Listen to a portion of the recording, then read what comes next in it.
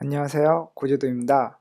이번 시간에는 간단하게 앵귤러가 나오게 된 배경을 먼저 살펴보고 앵귤러가 무엇인지 알아보도록 하겠습니다.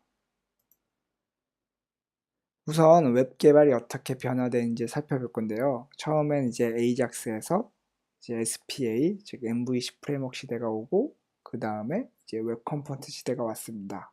이제 그래서 각각의 AJAX, SPA, 웹 컴포넌트에 대해서 먼저 보도록 할게요.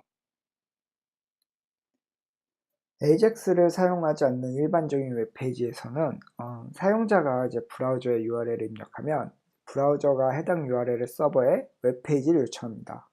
그러면 이제 서버는 서버 사이드 기술을 이용해서 예를 들면 이제 JSPA 같은 걸 이용해서 자바의 객체와 JSP로 작성된 템플릿을 가지고 이제 브라우저가 인식하는 HTML 페이지를 만들어서 이제 응답을 보내는 겁니다. 이렇게 매 URL 요청별로 이제 서버가 데이터와 템플릿을 이용해서 이제 사용자가 보게 되는 뷰에다가 HTML을 만들어서 응답을 보내는 거죠. 그러면 각 페이지별로 전달되어야 할 데이터들은 예를 들면 이제 사용자 데이터 같은 것들은 서버 쪽 세션에 저장되어 있다가 이제 다음 페이지 요청이 올 때 이 사용자 세션에서 사용자 데이터 정보를 읽어가지고 JSP 단에서 이거를 이제 HTML을 만드는 거죠. 이 정보를 이용해서. 그러면은 이제 다음으로 AJAX를 이용해서 이제 어떻게 이런 로딩 절차가 바뀌게 되는지 살펴보겠습니다. AJAX를 사용하면 이전과 마찬가지로 처음에는 서버로부터 웹페이지를 받아옵니다. 하지만 버튼을 클릭하는 것과 같은 이제 사용자가 특정 행위를 했을 때 서버로부터 페이지를 요청하고 응답을 받아 화면을 그리는 게 아니라 이제 돔 API를 이용해서 엘리먼트를 추가하거나 수정하거나 하는 행위들을 자바스크립트로 하는 겁니다. 이때 만약 데이터가 필요하면 자바스크립트로 XML HTTP 리퀘스트를 만들어서 백그라운드에서 서버에게 이제 비동기 요청을 보내는 거죠. 그러면 이 요청에 대한 응답을 받으면 이제 서버가 JSON이나 XML 형태로 응답을 줄 텐데 그걸 가지고 요청에 대한 응답을 받아서 이제 자바스크립트로 이제 돔 처리를 할 수가 있는 거죠.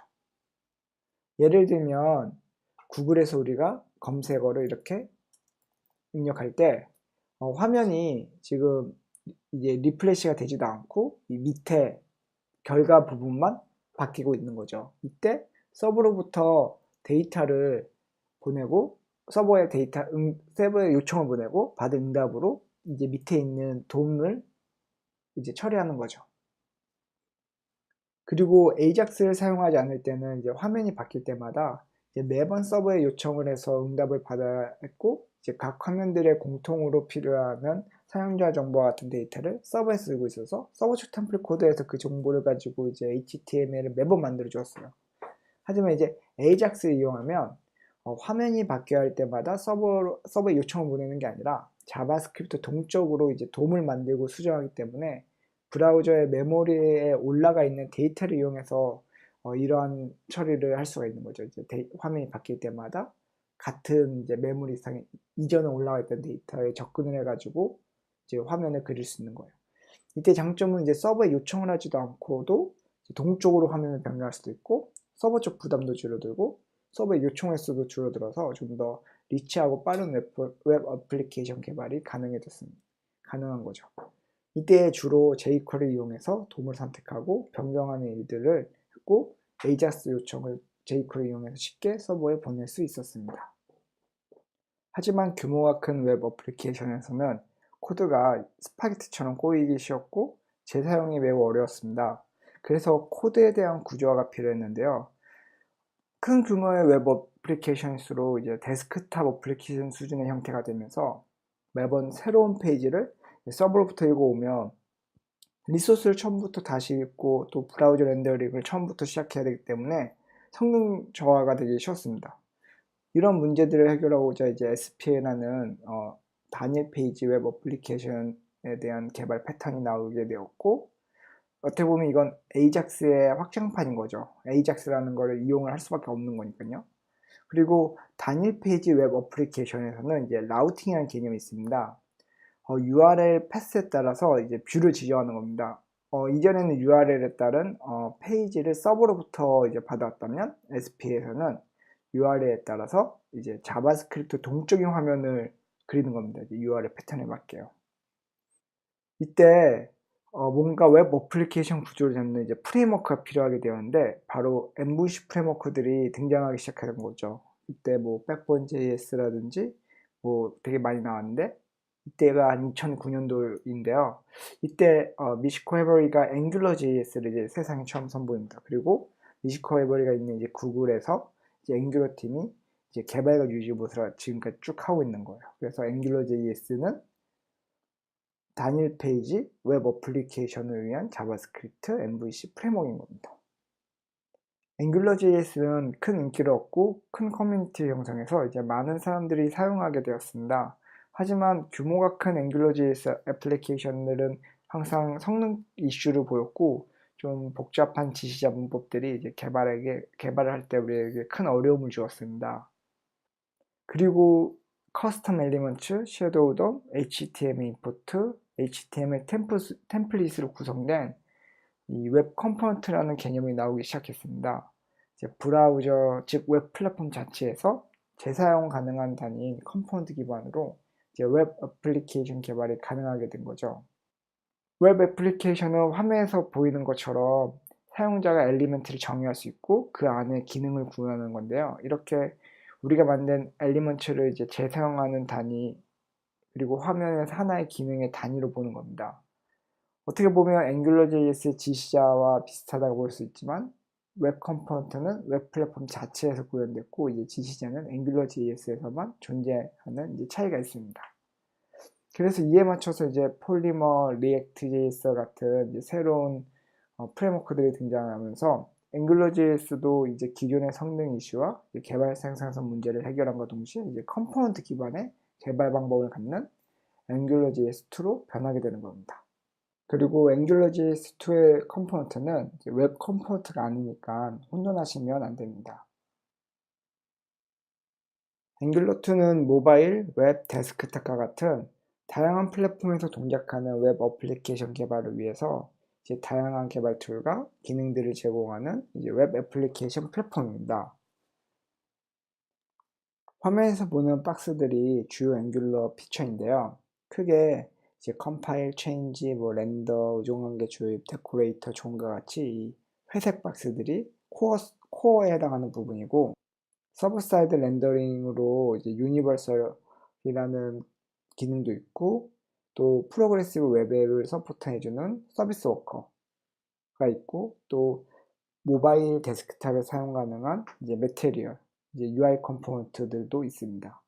이렇게 다양한 플랫폼을 지원하기 위한 기능도 있고 또 편리한 개발 환경을 제공하는 이제 앵귤러 CLI, 랭귀지 그리고 이제 우리가 개발 툴에서 쓸 수 있는 랭귀지 서비스 그리고 어거리와 같이 이제 디버깅 툴들도 제공합니다. 이 많은 내용들을 이제 우리가 앞으로 천천히 강의를 진행하면서 쭉 살펴보도록 할 거니까 크게 걱정하지 않으셔도 됩니다. 그럼 앵글러 1과 2의 차이점을 좀 더 표를 통해서 살펴보겠습니다.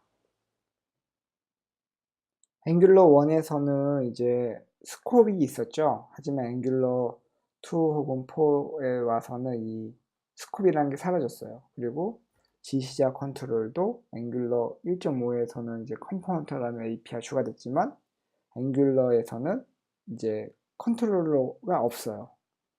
그래서 이런 비즈니스 로직을 예전에는 앵귤러 1에서는 컨트롤러에다 구현했으면 앵귤러에서는 이 클래스의 이 비즈니스 로직을 구현할 수 있습니다. 그래서 타입스크립트 클래스가 즉 비즈니스 로직을 담고 있는 거고 자바스크립트 모듈 시스템은 예전에 1에서는 사실은 기본적으로 제공 안 했고 이제 require.js를 통해서 이제 AMD가 가능했었으면 앵귤러에서는 이제 타입스크립트 혹은 에크마스크립트 6에서 제공해주는 이제 모듈 시스템이 자체적으로 쓰기 때문에 별도의 require.js나 이런 걸 필요 없이 이제 우리가 자바스크립트 모듈 시스템을 쓸 수가 있는 겁니다.